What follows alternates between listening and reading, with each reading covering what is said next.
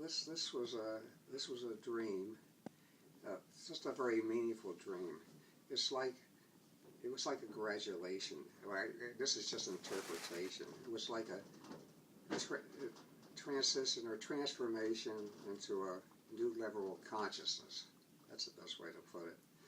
But in that dream, I was taking a ball and I was throwing it up in the air, and the idea was for it to crack the ceiling of the sky so that I could ascend to the next level. I'd throw it up, but I had to run across the road to a house way over there and read the capstone on it, on the date on the house, which I think was something like 1740 or 1840.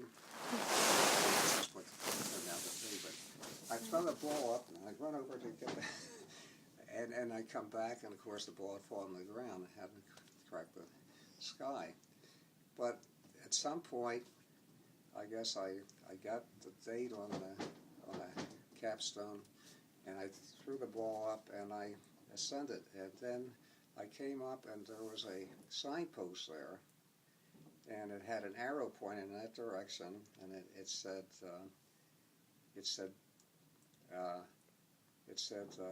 love. And then on top of the signpost was the dove of peace. So my direction was peace and love, and that was the path I was to take. So it's a lot of different. I think the clarity of the message is clear. I mean, you can take it further and say, in my case, where I believe we have innumerable incarnations as we evolve evolve our spirits, because it's there's a lot of work to be done to clear all the blockages that we have carry in our body. So you could say that I had to live a past lifetime to get to this particular time in my life where I could enter on the path of peace and love. But that's just one interpretation. And different people that all have their own journey, and another thing is I fell off back in '98, March 2nd. I fell off my front porch roof while I was painting the house, and had serious injuries. So I mean, serious enough that it was a question of whether or not I was going to make it.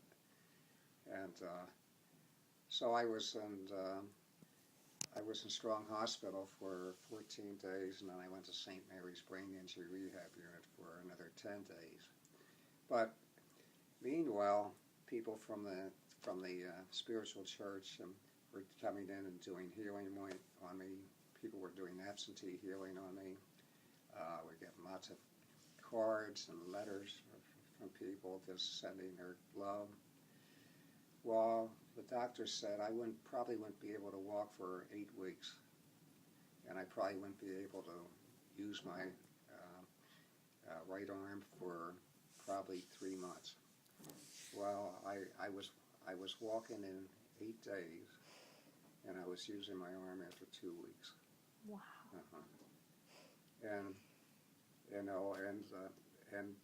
the whole experience as I went through it, was very difficult for my wife Joan, but for me, I won't say it was a lark, because there was a lot of physical pain that was connected to it. But I mean, I had a wonderful. I made fun out of everything, and when I was at St. Mary's Brain Injury Rehab Unit, I would sit around with the nurses at 1 or 2 in the morning, and just watch the electrical storm come in from the west through the window, and listen to them talk, and interact some, and I look at that whole experience as a gift, totally a gift, because it helped me experience all the love that was being sent into me. First of all, when I came home for the first 6 months, I would listen to Pink Floyd's The Wall, and I'd sit there and I'd just cry and cry.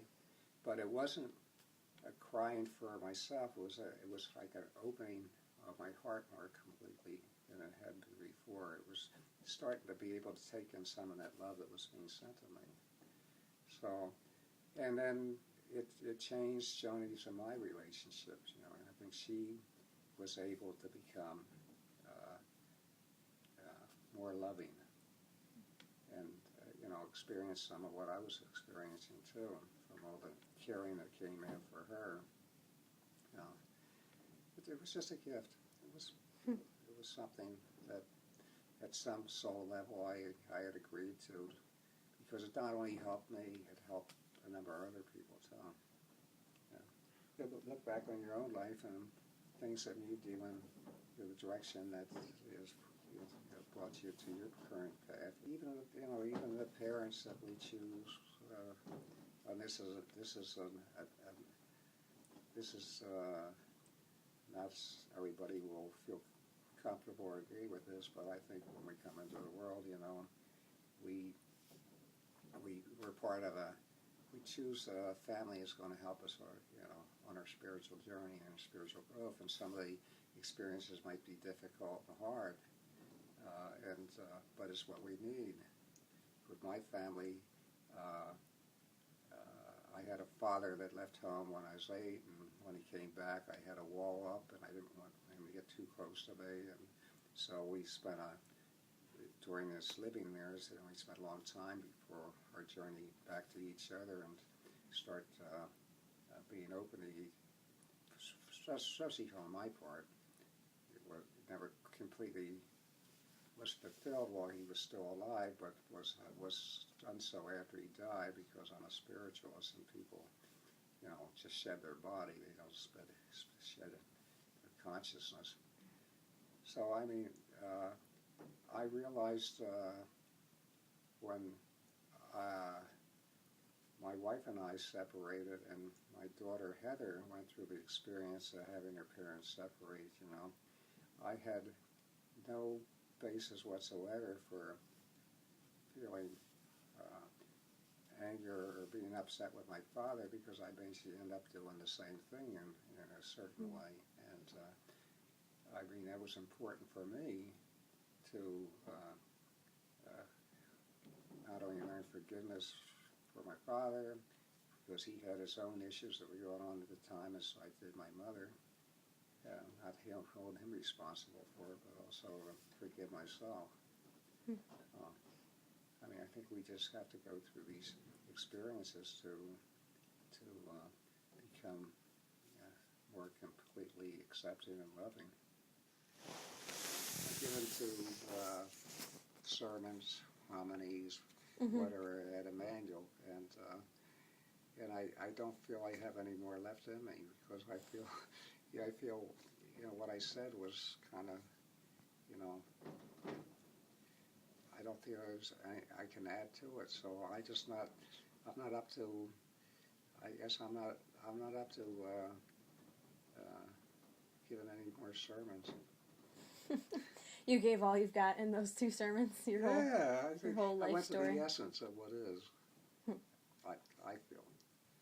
Yeah. Yeah. Well, that you know, you don't need to give The second one more. was about our journey up the mountain, you know, and the different paths that we take, and the obstacles we encounter, and then getting to a place where we're really comfortable. It's a beautiful lake, and we want to just stay there forever because things are so comfortable. But a big windstorm comes up, you know, and and a big rainstorm moves in, and and we're displaced, and off we go again. And eventually you get into the higher altitude of the mountain, and your vision is you can see so much further and so much more, you know. But when you get to the top, you've given up, you know, you surrendered the I, the ego, the self, you know, and become the great I, the I am. The Buddhists always say, you know, the last thing to go is your ego.